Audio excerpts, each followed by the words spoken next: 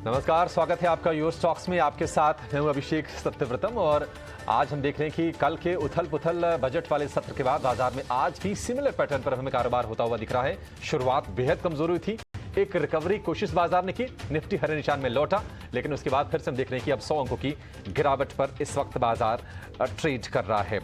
Sensex से 150 अंक नीचे, निफ्टी के मुकाबले वहां पर गिरावट कम है और हम देख रहे हैं कि निफ्टी बैंक 350 अंक नीचे इस वक्त ट्रेड कर रहा है।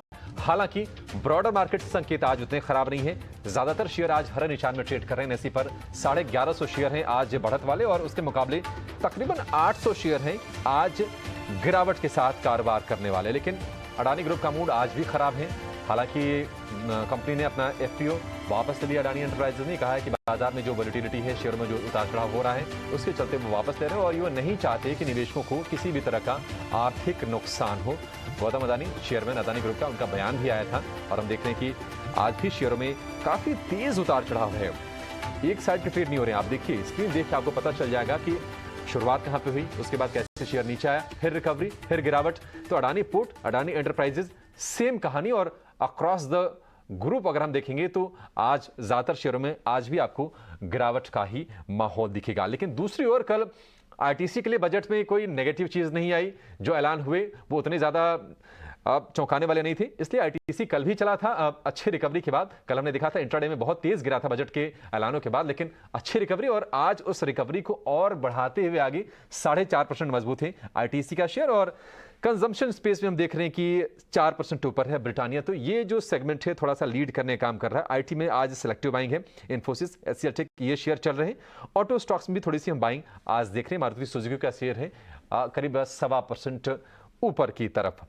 सवाल यह है कि बाजार में आज आपकी रणनीति क्या होनी चाहिए। आज वीकली एक्सपायरी भी है और कहीं ना कहीं बजट के बाद अब लोग कोशिश कर रहे होंगे, क्योंकि कल अगर हम बजट को एक साइड रख दें, अडानी ग्रुप के शेयरों को एक साइड रख दें, तो बजट में ऐसा कुछ नेगेटिव नहीं आया था और हमने उसके बावजूद देखा था कि बाजार में भारी वोलेटिलिटी आई थी।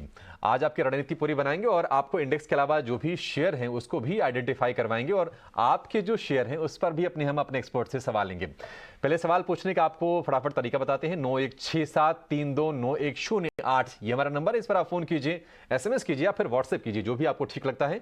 और सोशल मीडिया पर अगर आप ईटी न्यूज़ स्वदेश को देख रहे हैं तो हमारे फेसबुक पेज, ट्विटर हैंडल और इंस्टाग्राम पर भी जाकर आप आसानी से अपने सवाल हमसे पूछ सकते हैं। और आज आपके सवालों के जवाब देने के लिए हमारे साथ हैं हमारे खास मेहमान ब्लू ओशन स्ट्रेटेजिक एडवाइजर्स के आशीष माहेश्वरी और एंजल वन की स्नेहा सेठ। आशीष जी और स्नेहा, आप दोनों का बहुत शुक्रिया, स्वागत है ईटी न्यूज़ स्वदेश पर। आशीष जी, एक सवाल आपसे बजट और बजट के बाद बाजार पर भी लेना चाहेंगे। कल हमने काफी उथल पुथल देखा, एक रिकवरी आई बाजार में, आज भी कमजोर शुरुआत, फिर रिकवरी, फिर कमजोरी। आशीष जी, आपको क्या लग रहा है कि ये जो वोलेटिलिटी वाला जो सत्र चल रहा है बाजार में लगातार, ये कब तक थमेगा? क्या बजट जितना दमदार आया है, जबरदस्त कैपेक्स का ऐलान हुआ है, क्या आपको लगता है कि थोड़ा सा इस उथल पुथल के बाद हम एक तेजी वाली जो ट्रेजेक्ट्री है फिर से उसकी शुरुआत देखेंगे? इनफैक्ट कल ये अडानी वाला मैटर बॉन्ड्स का नहीं आया होता तो आप 1000 पॉइंट ऊपर ट्रेड कर ही रहे थे। तो ऐसा नहीं है कि बजट में कहीं कोई लैकुना है या लोग सेटिस्फाई नहीं है। इनफैक्ट आप अपोजिशन पार्टीज के स्टेटमेंट्स भी देखें तो कोई वहां पे भी कोई बहुत ज्यादा उन्हें भी नेगेटिविटी इस बजट से नजर नहीं आती, जो सरप्राइजिंग है। इंडस्ट्री के जितने लीडर्स हैं सबके पॉजिटिव स्टेटमेंट आए, सब सेटिस्फाइड है बजट को लेकर। बट ये जो थोड़ा सा रिस्क फैक्टर अडानी ग्रुप के कारण से हुआ है, तो उसके कारण से क्या हो गया कि थोड़ा सा बाजार में निवेशकों का कॉन्फिडेंस थोड़ा सा हिल गया है। दूसरी बात यह है कि जो ट्रेडर इन स्टॉक्स में ट्रेड करते हैं और सडनली स्टॉक नीचे चले जाते हैं, तो उसके कारण से उन्हें अपना ये स्टॉक तो बेचना ही पड़ता है, दूसरे स्टॉक्स भी काफी लिक्विडेट करने पड़ रहे हैं। तीसरी बात ये हो रहा है कि जब रिटेल ट्रेडर या निवेशक पर नई पोजीशन लेने जाते हैं अभी, तो ब्रोकर्स ने अपना जो फंडिंग लिमिट्स हैं उसको काफी टाइटन कर लिया है। तो कोई बहुत ज्यादा मार्जिन फंडिंग जैसे प्रोडक्ट अभी अवेलेबल नहीं हो रहे। चौथी बात यह है कि ज्यादा से ज्यादा जो इंस्टीट्यूशन निवेशक हैं वो भी इन स्टॉक्स में से जो बहुत ज्यादा वोलेटाइल हो गए हैं उनसे दूर होके थोड़ा डिफेंसिव सेक्टर जैसे एफएमसीजी हुआ या आईटी हुआ, वहां पर अभी बैठ ले रहे हैं। तो मुझे लगता है कि बाजारों में जो वोलेटिलिटी अभी भी बनी रहेगी, क्योंकि ये जो इतना बड़ा कार्नेज हमें देखने को मिल रहा है अडानी ग्रुप के स्टॉक में, कोई एक छोटी बात नहीं है। ये कई दिन तक जारी रह सकता है। तो जो भी ट्रेडर है, मेरा मानना है बिना स्टॉप लॉस के बिल्कुल ट्रेड अभी इस सप्ताह या जब तक ये मैटर सॉर्ट आउट नहीं हो तब तक बिल्कुल ना करें, क्योंकि वोलेटिलिटी बहुत बढ़ रहेगी बाजारों में। ठीक है, तो बाजार पर ये व्यू, लेकिन चलिए आगे बढ़ेंगे और फटाफट हम दर्शकों के सवाल जवाब लेंगे। और बहुत सारे ऐसे दर्शक होंगे जो बाजार में बजट का इंतजार कर रहे होंगे और उसके बाद अपने शेयरों को अब रिव्यू करना चाहेंगे। धर्मेंद्र शर्मा हमारे साथ पहले दर्शक जुड़ गए हैं मुंबई से। धर्मेंद्र नमस्कार, पूछिए क्या जानना है आपको? जी हाँ सर, एक्चुअली मुझे अडानी पावर के बारे में जानना था और अडानी ग्रीन के बारे में। एक्चुअली मैंने वो शेयर बाय किया था 335 रुपीज में और हेलो धर्मेंद्र नमस्कार, पूछिए क्या जानना है आपको? धर्मेंद्र जी, एक आपसे गुजारिश है, दरख्वास्त है कि आप अपने टीवी सेट का वॉल्यूम कम कर दीजिए, फिर अपनी सवाल बिल्कुल क्लैरिटी से आप पूछ पाएंगे, हम सुन भी पाएंगे उसको। एक्चुअली सर मैंने अडानी पावर शेयर बाय किया था जी और 335 रुपीज में 180 शेयर। तो अभी लगातार वो शेयर गिर रहा है, तो क्या करूं मैं, होल्ड पे रखूं या फिर शेयर कर दूं? और अडानी ग्रीन भी मैंने बाय किया है। अडानी पावर और अडानी ग्रीन लगातार हम देख रहे हैं कि ये शेयर गिरावट पर ही ट्रेड कर रहे हैं। अडानी पावर में तो हमने आशीष जी 400 के स्तर देखे, शेयर अब 200 के आसपास आ गया है, करीब करीब भाव आधा हो गया है। और जिनकी सोच रही होगी शेयर को करेक्शन पर खरीदने की, वो भी अब अपने आप को ठगा हुआ सा महसूस कर रहे होंगे, क्योंकि हम देख रहे हैं कि अक्रॉस द बोर्ड सेलिंग कहीं ना कहीं अडानी के स्टॉक्स में हो रही है।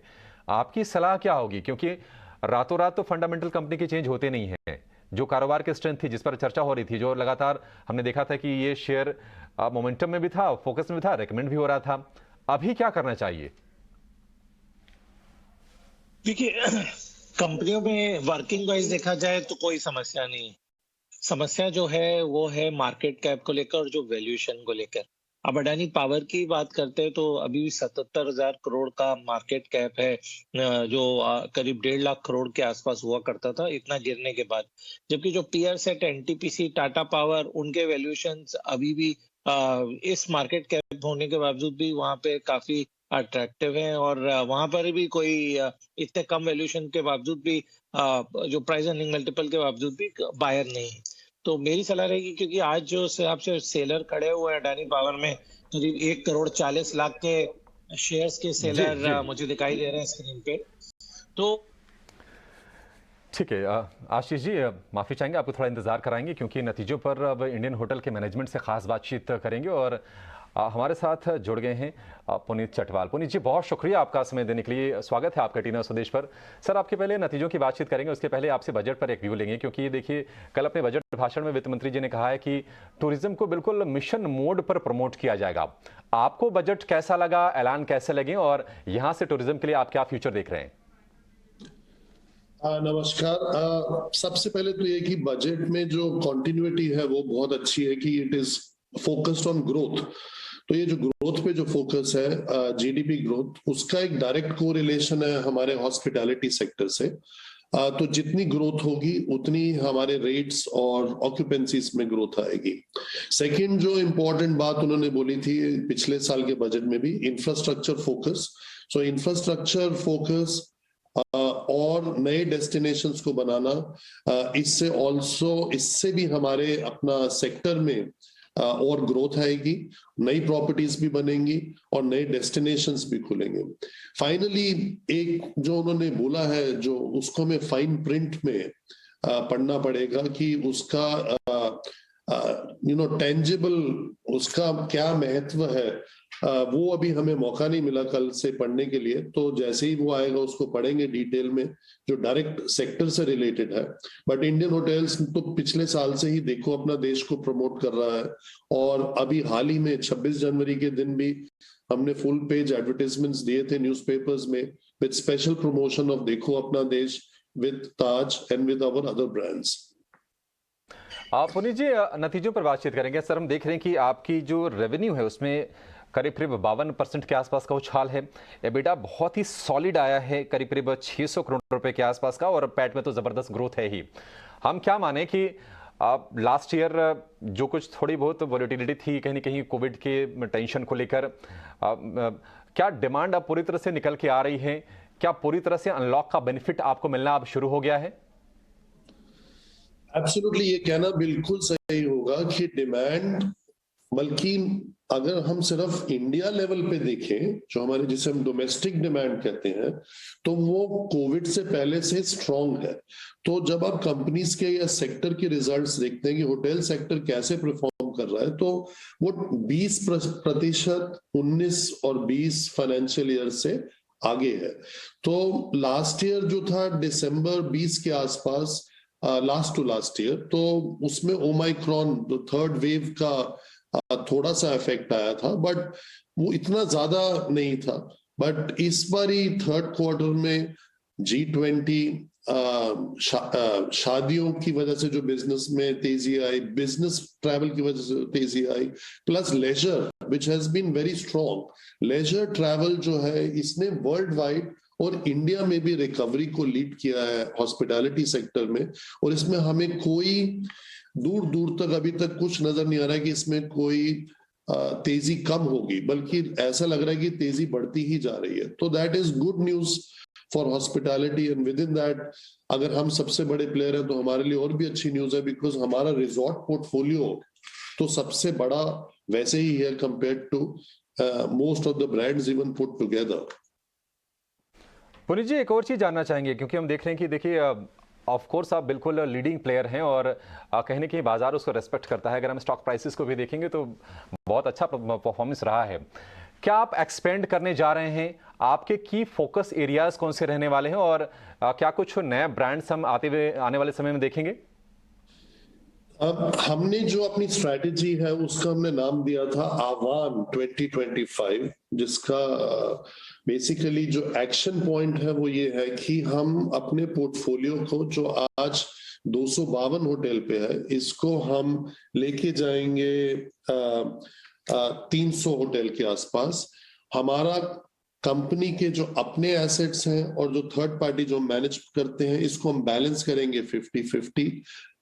तो आधा portfolio will be on basis of management fee, आधा ऑन ओन्ड एंड लीज्ड।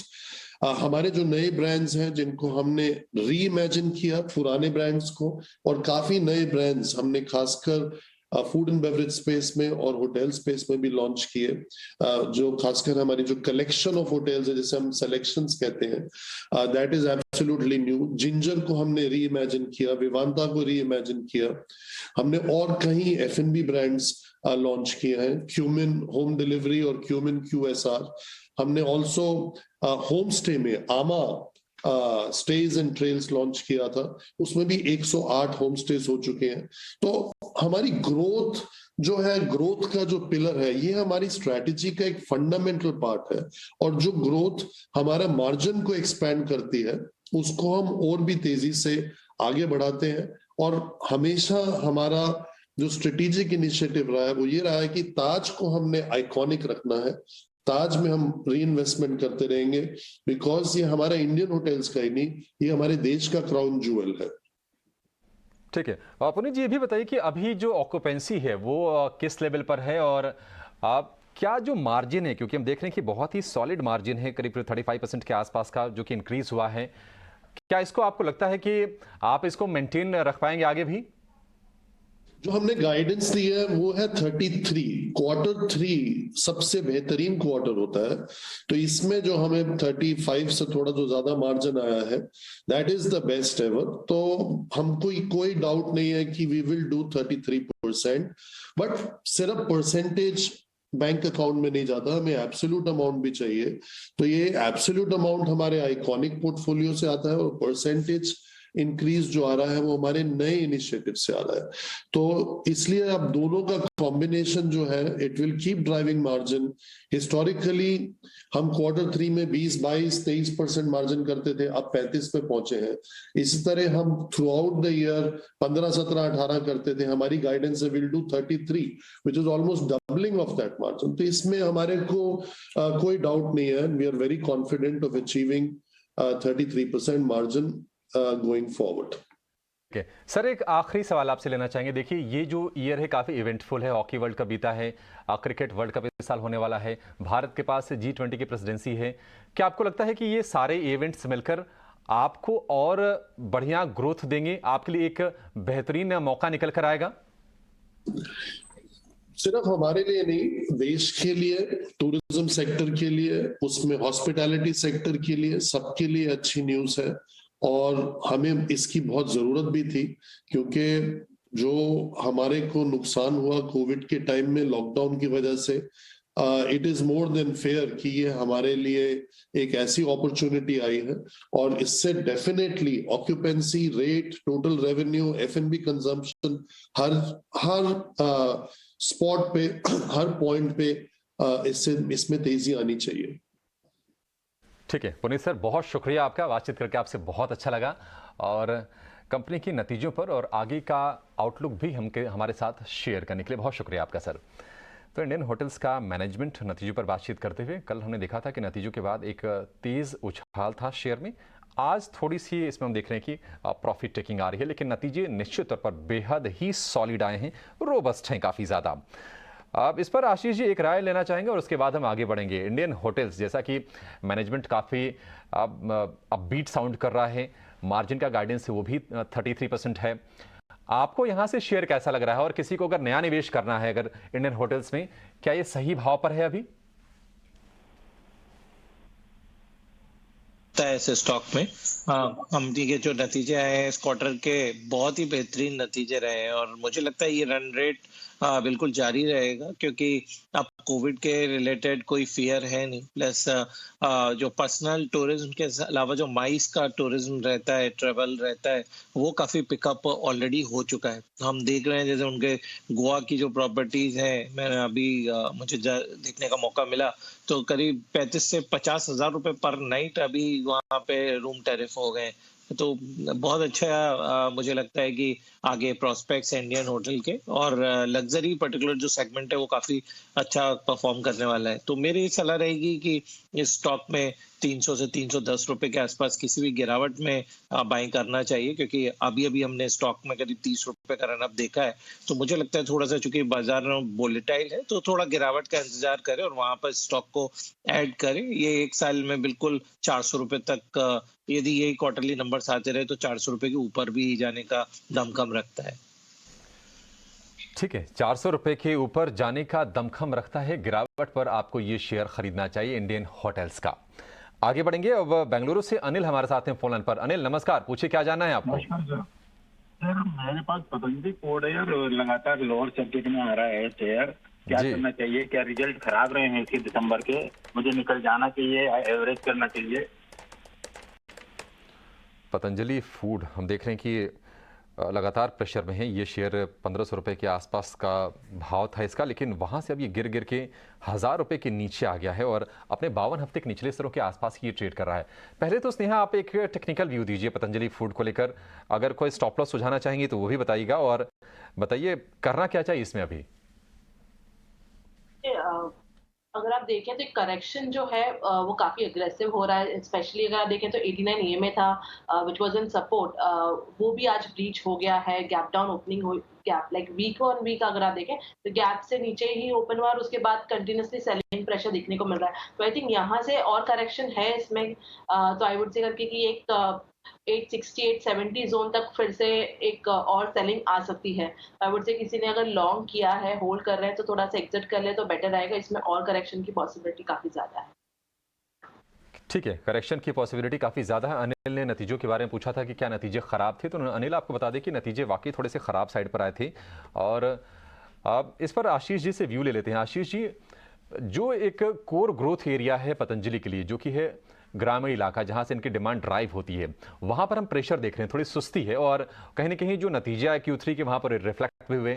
आय में 7% के आसपास गिरावट है और हम देख नहीं रहे कि ये स्लो डाउन जल्दी ही खत्म होगा, क्योंकि बजट में भी रूरल कंजम्पशन बढ़ाने के लिए कुछ खास ऐलान हुए नहीं हैं। आपको क्या लगता है पतंजलि के शेयर को लेकर, क्या ये गिरावट थमेगी? क्या इस गिरावट पर खरीदने का मौका है या अभी बिल्कुल दूर रहना चाहिए? देखिए, एक जो बाजार को मेजर कंसर्न है कि सितंबर से दिसंबर क्वार्टर में जो टॉप लाइन में डी ग्रोथ आई है वो फिनोमिनल रही। करीब 8,500 करोड़ से गिर के 7,900 करोड़ की टॉप लाइन रह गई है। तो ये चिंता का विषय जरूर। प्रॉफिटेबिलिटी में इजाफा है, बट जो एफएमसीजी कंपनीज में जो उनका वॉल्यूम ग्रोथ है या सेल्स ग्रोथ है वो बहुत मैटर करती है। तो मेरी सलाह रहेगी आप इस स्टॉक में से निकल जाए, क्योंकि दो तीन चीजें, जैसे आप कह रहे थे कि रूरल डिमांड कोई बहुत जल्दी पिकअप होगी, वैसा नहीं है। इसके अलावा उन्होंने अपने जो प्रोडक्ट के प्राइसेस में इंक्रीज किया है उसके कारण से भी डिमांड में थोड़ा कमी आ रही है। तो मुझे लगता है इसकी बजाय आप ब्रिटानिया का स्टॉक में शिफ्ट कर लें। जरूर स्टॉक 52 वीक हाई के पास ट्रेड कर रहा है, पर जो नतीजे ब्रिटानिया के Q3 के आए हैं, कि मतलब क्वार्टर ओवर क्वार्टर यदि आपका इतने बड़ी बेसलाइन पे यदि आप प्रॉफिट डबल कर सकते हैं तो इस स्टॉक की और री रेटिंग बिल्कुल तय है। तो मेरी सलाह रहेगी कि ब्रिटानिया में बाय करें। इस स्टॉक का लक्ष्य करीब 5,500 रुपए भी अगले 6 महीनों में पॉसिबल है। ठीक है, तो यहाँ से आप पतंजलि से निकल जाइए, ब्रिटानिया के शेयर में आप निवेश कीजिए। 5% ऊपर ये शेयर है और आज ये शेयर निफ्टी का टॉप गेनर भी है। आईटीसी के साथ साथ ये चल रहा है। दोनों शेयरों में बिल्कुल आज हम सिमिलर पैटर्न देख रहे हैं। 5% के आसपास की मजबूती दोनों जगह पे है। चलिए, एक छोटा सी थोड़ी सी कमजोरी बनी हुई है, लेकिन निचले स्तरों से हल्की रिकवरी की कोशिश हो रही है। निफ्टी इस वक्त है 17,575 के आसपास, तकरीबन 50 अंकों के आसपास की नरमी है। लेकिन निफ्टी बैंक में कमजोरी थोड़ी सी ज्यादा है, आधे % करीब 200 अंक कमजोर है निफ्टी बैंक 40,300 के पास। लेकिन आगे बढ़ने से पहले आपके लिए लेकर आएंगे कमोडिटी मार्केट की एबीसीडी। चलेंगे विश्व मोहन के पास।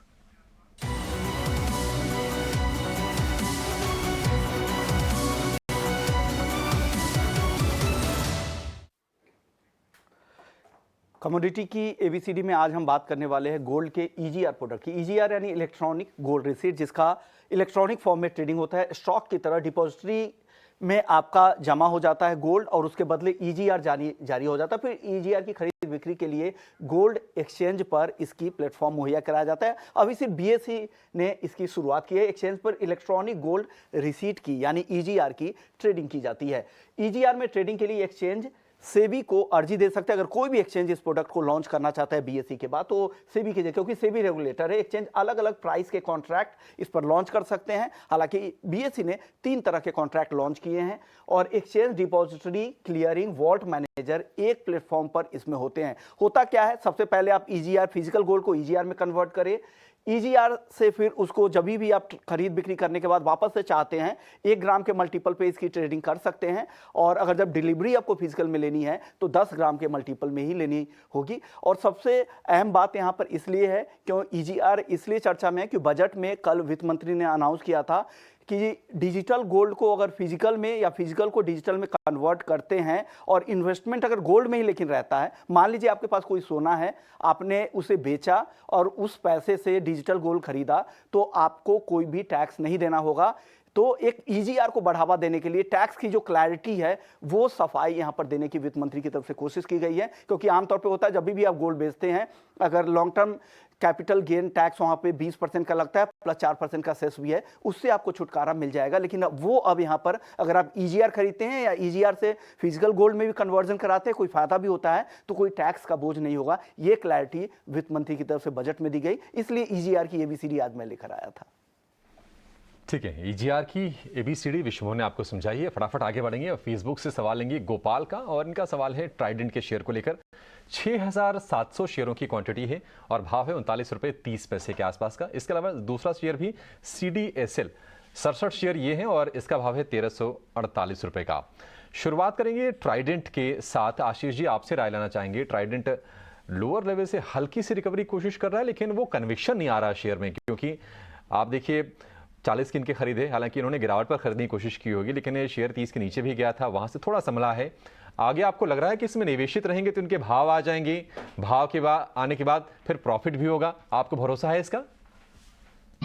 देखिए, एक सिल्वर लाइनिंग यही है कि लास्ट जो क्वार्टर सितंबर बहुत खराब था, उसके बाद दिसंबर क्वार्टर में थोड़ा टर्न अराउंड हुआ है। नंबर्स में थोड़ा सा इंप्रूवमेंट देखने को मिला है, जरूर थोड़ा सा नेट प्रॉफिट में मिला है, मार्जिन्स में अभी भी प्रेशर है, क्योंकि प्राइमरीली हमें समझना पड़ेगा ट्राइडेंट एक मेजर प्लेयर था एक्सपोर्ट मार्केट में, और जो यूएस यूरोप की सिचुएशन है उसे देख के लगता नहीं कि वो बहुत जल्दी वहां पर कोई टर्न अराउंड होगा। बट फिर भी अभी मैं आपको लॉस बुक करने की सलाह नहीं दे रहा हूँ। मेरा मानना है कि थोड़ा सा यहाँ पे राइज पॉसिबल है, क्योंकि नंबर्स अच्छे आए हैं और आप थोड़े टाइम होल्ड कर सकते हैं स्टॉक को। और यदि आपके भाव के आसपास 36-37 रुपए भी इनफैक्ट एक बार आते हैं, तब आप स्टॉक इसमें निकल जाए, क्योंकि मुझे नहीं लगता कि इसमें होल्ड करेंगे तो आपको 45 या 50 के लेवल मिलने वाले हैं। तो भाव के आसपास एक बार निकलने की सलाह रहेगी। ठीक है, भाव के आसपास निकलने की कोशिश होगी, लेकिन CDSL के शेयर हैं 1348 रुपए के भाव पर। स्नेहा, आपसे राय लेंगे। CDSL का शेयर अभी जिस भाव पर, इस भाव पर पिछले साल मई में था, इसके बाद ये रिकवर करके 1400 रुपए के आसपास गया, फिर से वहां से देखिए अब गिर के अपने 1000 रुपए वाले भाव के आसपास आ गया है। काफी वोलेटाइल ये शेयर रहा है। आपको यहाँ से चार्ट्स कैसे लग रहे हैं? और चूंकि इनको भारी नुकसान हो रहा, प्रति शेयर 300 रुपए ज्यादा का नुकसान है, अभी करना क्या है इनको? देखिए तो काफी अच्छा करेक्शन हुआ है अभी। और फिर मुझे लग रहा है कि वीकली चार्ट अगर आप देखें तो एक सपोर्ट है 990 1000 के आसपास। तो उन्होंने ऑलरेडी इतना होल्ड किया, तो आई वुड से करके कि एक 990 का एक स्ट्रिक्ट स्टॉप लॉस लगा के इसमें होल्ड करें। और मंथली चार्ट में भी अगर आप देखें तो एक अच्छे 50% रिट्रेसमेंट के आसपास ही ट्रेड कर रहा है। तो एक पॉसिबिलिटी, एक चांस दिया जा सकता है इसमें कि आप एक चांस ले लें। अपसाइड में जब भी काउंटर 160 1060 1070 ये लेवल्स क्रॉस करता है तो थोड़ा इसमें मोमेंटम आ जाएगा, और फिर मे बी आपको तेजी होके 1150 1160 के जोन भी देखने को मिल जाएंगे। तो with a strict stop loss of 990 इसे होल्ड करें। ठीक है, 990 रुपए के स्टॉप लॉस के साथ CDSL को होल्ड करने की सलाह है। आगे बढ़ेंगे। चेन्नई से सत्यनारायण जी हमारे साथ हैं। सत्यनारायण जी नमस्कार सर, कौन सा शेयर है आपके पास और क्या सलाह चाहिए?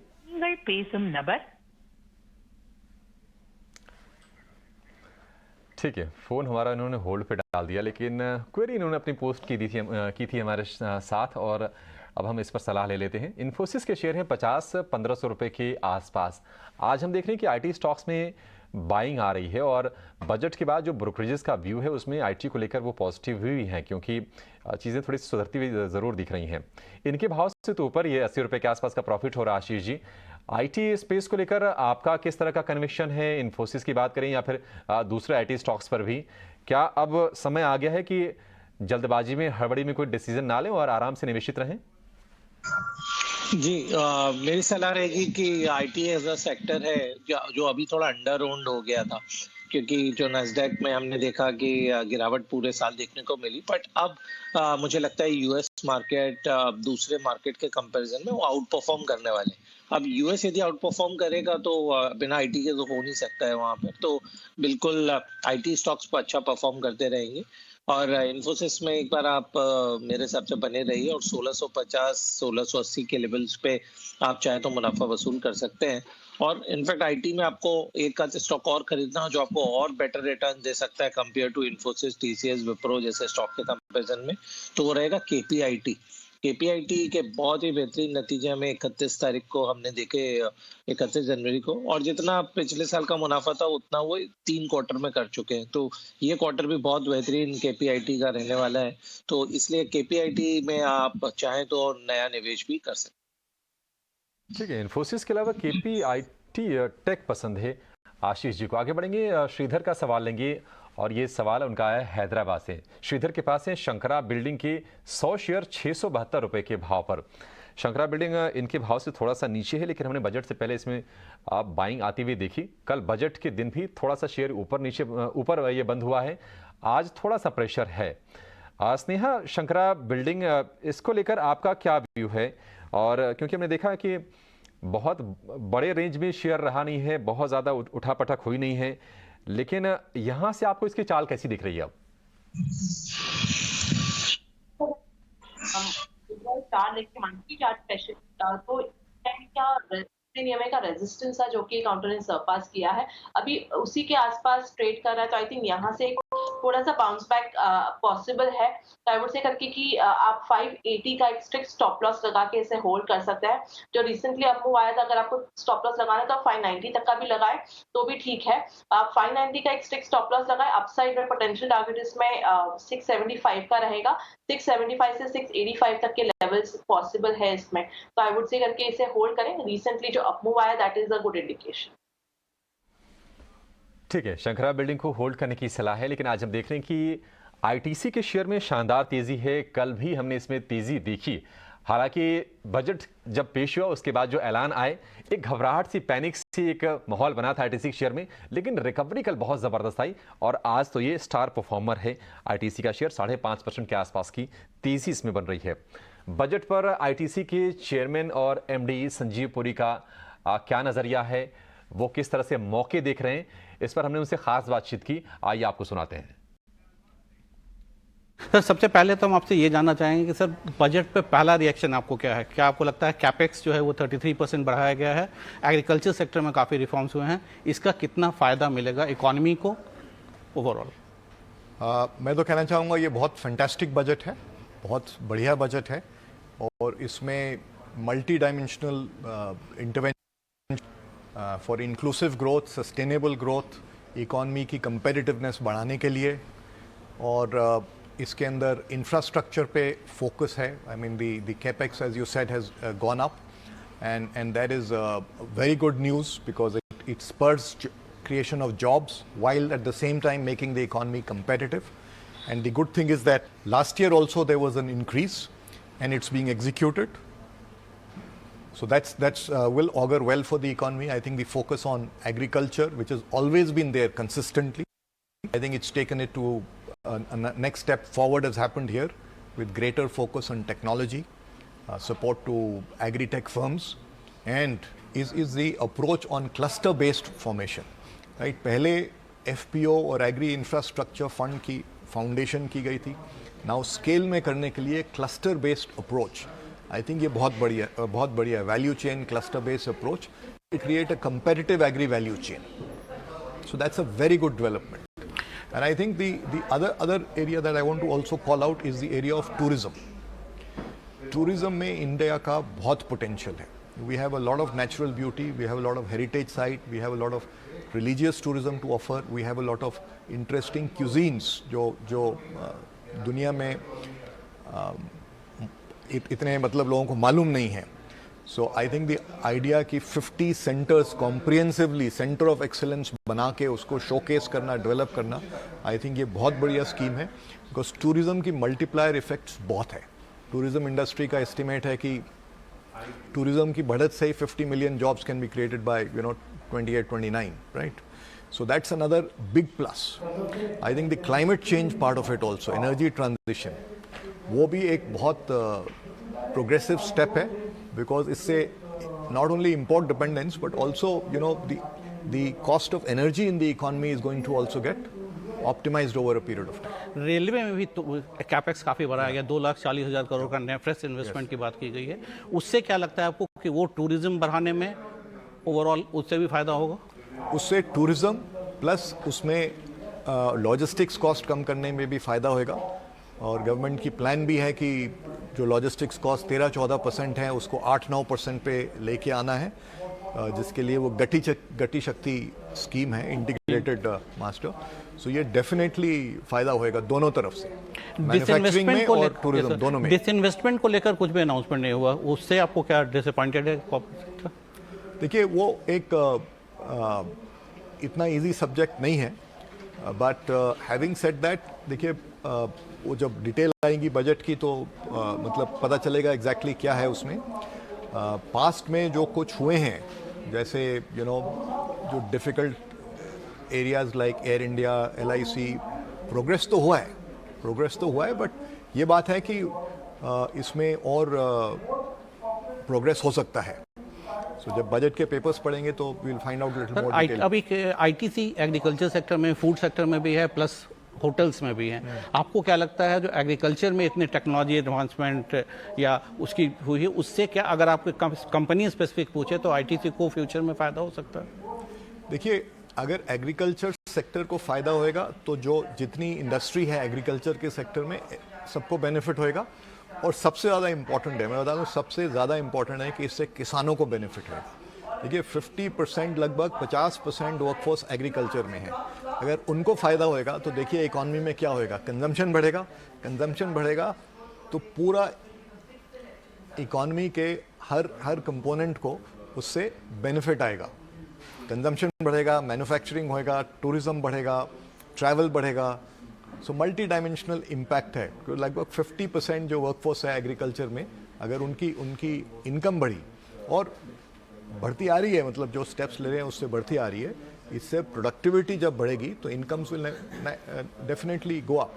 और इंडिया का देखिए सबसे ज़्यादा एरेबल लैंड हिंदुस्तान में है, बट हमारा शेयर ग्लोबल ट्रेड का 2 से 3% है।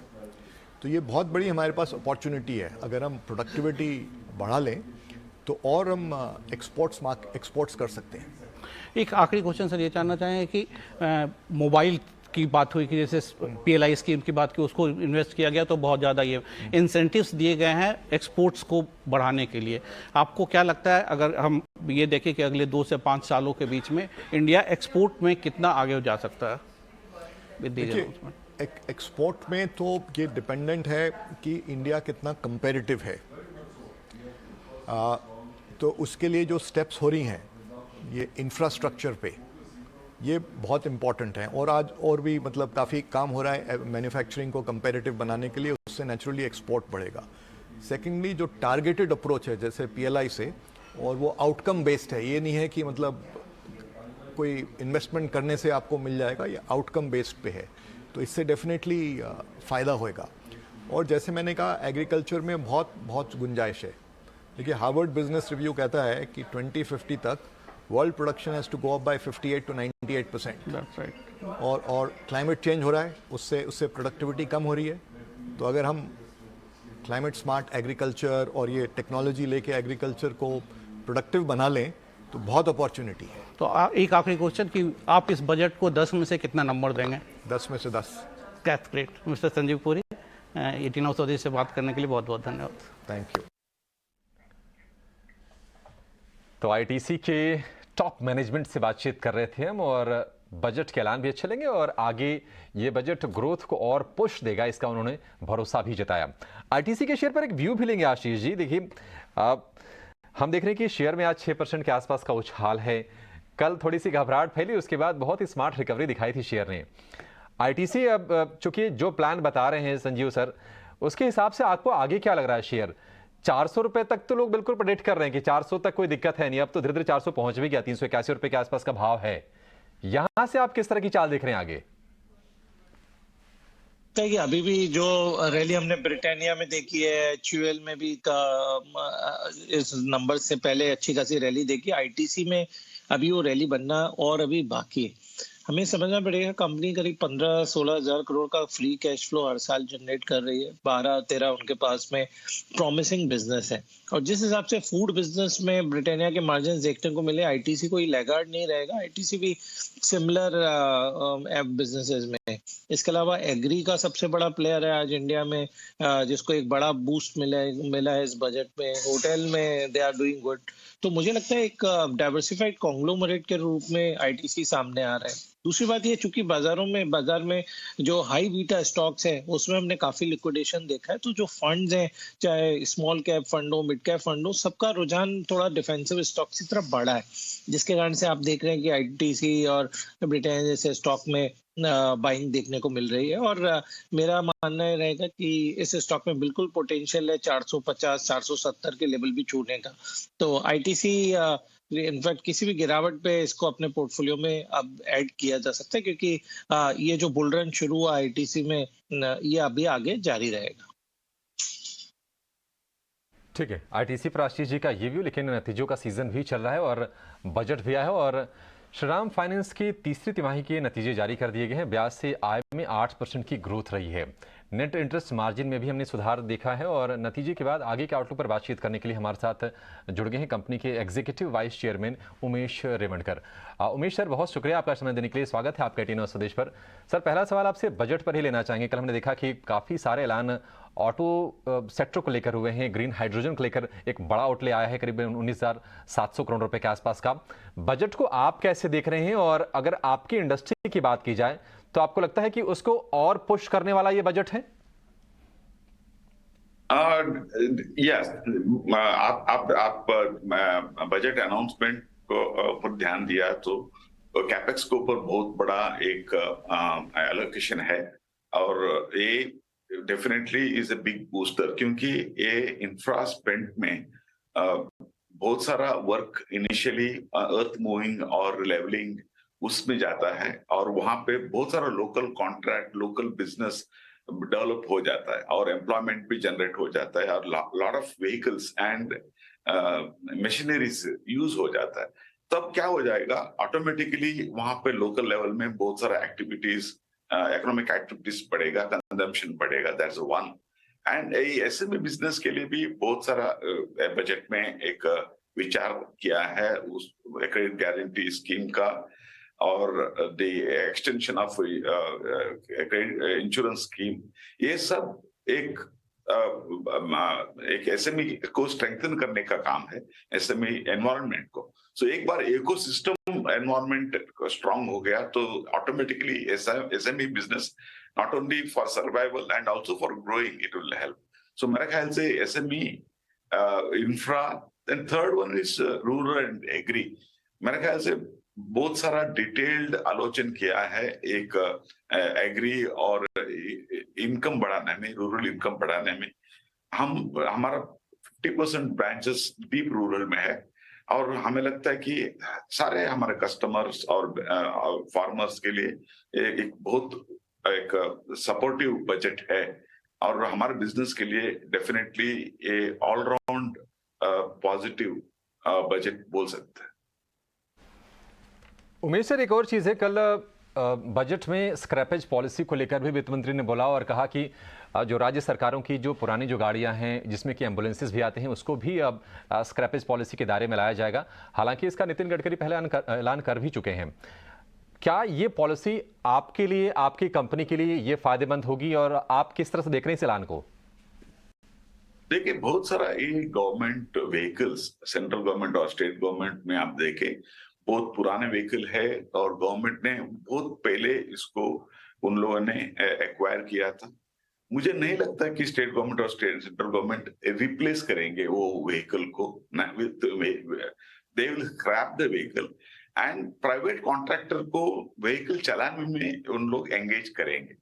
That will be the prudent way, क्योंकि एक व्हीकल मेंटेन करना, उसके लिए ड्राइवर रखना, एक कोई भी डिपार्टमेंट में गवर्नमेंट में वो एक्सपेंसिव हो जाता है। मेरे ख्याल से ये प्राइवेट सेक्टर को उन लोगों ने एंगेज करते ही ऑटोमेटिकली नया गाड़ी भी आएगा, पुराना गाड़ी स्क्रैप हो जाएगा, और नया बिजनेस, नया एक्टिविटी, नया एम्प्लॉयमेंट के लिए वो उत्तेजन मिल जाएगा। मेरे ख्याल से इसकी वजह से बहुत सारा गवर्नमेंट रिलेटेड रिक्वायरमेंट के लिए प्राइवेट व्हीकल्स एंगेज हो जाएंगे, और ये बहुत बड़ी बात है। डेफिनेटली मुझे अंदाज नहीं है कि कितना व्हीकल्स गवर्नमेंट डिपार्टमेंट्स में है, लेकिन मुझे लगता है कि it should be very substantial number, and that should be very encouraging. ठीक है सर, नतीजों की बात कर लेते हैं, क्योंकि हम देख रहे हैं कि नतीजे आपके वाकई बहुत ही सॉलिड आए हैं। एनआई के लेवल पर या फिर पैट के लेवल पर मुनाफे में हम देख रहे हैं कि 680 करोड़ रुपए से बढ़कर करीब 1775 करोड़ रुपए के आसपास का आंकड़ा है, और एयूएम भी काफ़ी अच्छा खासा है। आप ये बताइए कि इसको पुश कहाँ से मिला, सपोर्ट कहाँ से मिला, और क्या आपको उम्मीद है कि जो नतीजे आपने जारी किए हैं आगे भी इस मोमेंटम को आप बरकरार रख पाएंगे? डेफिनेटली। अभी देखिए, मार्केट में इकोनॉमिक ग्रो हो रहा है, लेकिन नंबर ऑफ व्हीकल्स लास्ट 4 साल का आप देखें तो क्यूमुलेटिव ग्रोथ व्हीकल सेल में उतना नहीं था। लास्ट 2 इयर्स में व्हीकल सेल्स थोड़ा अच्छा हो गया है, फिर भी इट इज एक प्रीवियस पीक को अभी तक रीच नहीं किया। आप 18-19 कंपेयर किया तो अभी भी व्हीकल सेल्स और अवेलेबिलिटी थोड़ा कम है। इससे क्या हो जाता है कि व्हीकल यूटिलाइजेशन लेवल ज्यादा है, रेवेन्यू अच्छा है, और प्रॉफिट मार्जिन अच्छा है, और क्रेडिट कॉस्ट कम है। एक बार एक पोर्टफोलियो अच्छा हो जाता है और क्रेडिट कॉस्ट कम हो जाता है, ऑटोमेटिकली वो फील्ड में अपॉर्चुनिटी ज्यादा मिल जाता है। मुझे लगता है कि अगले 2 साल तक व्हीकल का डिमांड अच्छा ही रहेगा। ठीक है सर, जरा कलेक्शन के भी आंकड़े जरा हमसे शेयर करना चाहेंगे, एफिशिएंसी किस तरह की है, और आप क्या कोविड को लेकर जो चिंताएं थी वो मान के चलें कि अब वो बिल्कुल उसको लोग भूल गए हैं, वो दूर हो गई हैं अब? नहीं, अभी कोविड रिलेटेड आप देखिए, हमने तो एक्सेस प्रोविजन किया था, वो प्रोविजन हमें यूज कर रहा है। वो प्रोविजन से ऊपर और कुछ नई सरप्राइज नहीं है, और वो नेगेटिव सरप्राइज कुछ भी नहीं है, and that is good. So Covid related challenges था, वो हमने प्रॉपरली एड्रेस किया है, और उस टाइम पर government and RBI both supported us at that time. वो मोरेटोरियम दिया, वो मोरेटोरियम की वजह से हर कस्टमर को एक टाइम मिला कि रिकवर करने के लिए, और उसकी वजह से मुझे लगता है कि we have manage the Covid situation extremely well, और कोविड रिलेटेड कोई भी चैलेंजेस पेंडिंग नहीं। मेरा ख्याल से everything is addressed, and we are little provided excessive provision, so that should help us. ठीक है उमेश सर, बहुत शुक्रिया आपका समय देने के लिए और आज नतीजों पर बातचीत करने के लिए, और किस तरह से सिचुएशंस आपके लिए यहाँ से पैन आउट हो रही हैं उस पर भी अपनी राय हमसे शेयर करने के लिए। चलिए, वक्त यहीं तक हमें अलाउ कर रहा है। आशीष जी और स्नेहा, आपका आज बहुत शुक्रिया। माफ़ी चाहेंगे, बहुत हम क्वेरीज ले नहीं पाए और आपका ज़्यादा नहीं आ पाए, क्योंकि बहुत सारी ऐसे वॉइसेस हैं जो लोगों को सुनानी ज़रूरी है। लेकिन चलिए, आज के लिए फ़िलहाल इतना ही। मुझे दीजिए इजाज़त। एक